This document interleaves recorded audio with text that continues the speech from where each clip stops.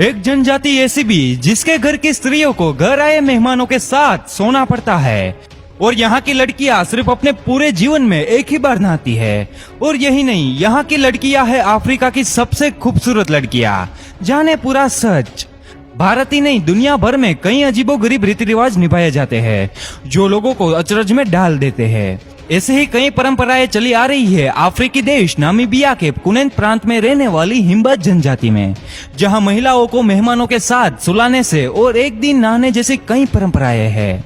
भारत ही नहीं, दुनिया में कई ऐसे देश है जहां के अनोखे रीति रिवाज चर्चा का विषय बने रहते हैं। कईयों पर तो भरोसा करना भी मुश्किल हो जाता है। ऐसे ही कई परंपराएं निभाई जाती है अफ्रीका की हिम्बा जनजातियों के बीच, जहां लोग मेहमानों के साथ अपनी बीबी को सुलाते हैं और यहां लड़कियां सिर्फ एक ही दिन नहाती है, वो भी अपने शादी के दिन।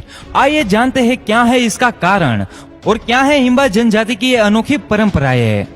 हिम्बा जनजाति अफ्रीकी देश नामीबिया के कुनेन प्रांत में निवास करती है।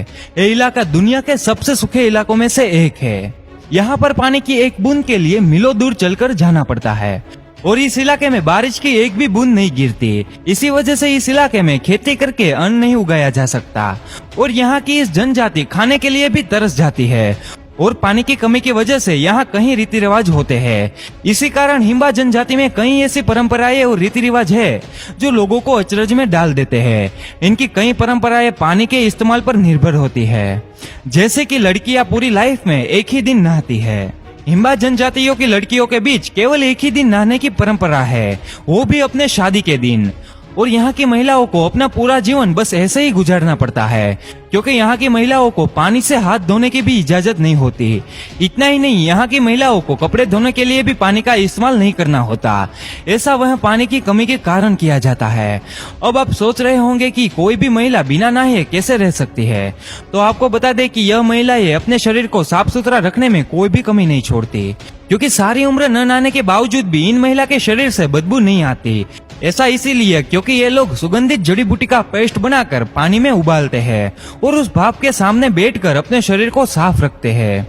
और इसके अलावा वो एक खास किस्म के पेस्ट का उपयोग करती है, जिसे तेल में एक अनोखी धूल की मिट्टी मिलाकर तैयार किया जाता है और इस लेप को वो अपने पूरे शरीर पर लगाती है। वो लेप परफ्यूम जैसा काम करता है, जिसकी वजह से इसके शरीर में गंध नहीं आती और ये बिना नहाए अपना पूरा जीवन गुजार सकती है। यहाँ महिलाएं जिस लेप का उपयोग करती है वो सिर्फ गंध मिटाने के लिए ही नहीं बल्कि कई और काम में भी काम आता है। ये खास लेप इन महिलाओं को धूप से बचाने के साथ ही कीट और पतंगों से त्वचा की रक्षा करता है। इसकी वजह से महिलाओं के चेहरे पर निखार आता है।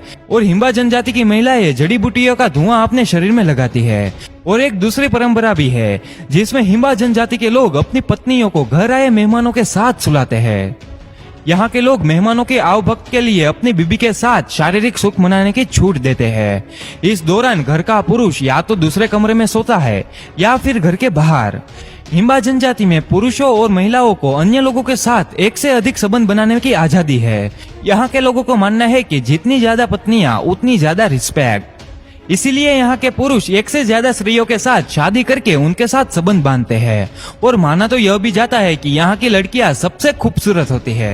हिम्बा जनजाति की महिलाएं अफ्रीका में सबसे सुंदर मानी जाती है, क्योंकि यहाँ की महिलाएं जिस जड़ी बूटी से अपना शरीर धूप से बचाती है वो जड़ी बूटी में कई गुण होते हैं, जिसकी वजह से यहाँ की महिलाओं की त्वचा सुंदर रहती है।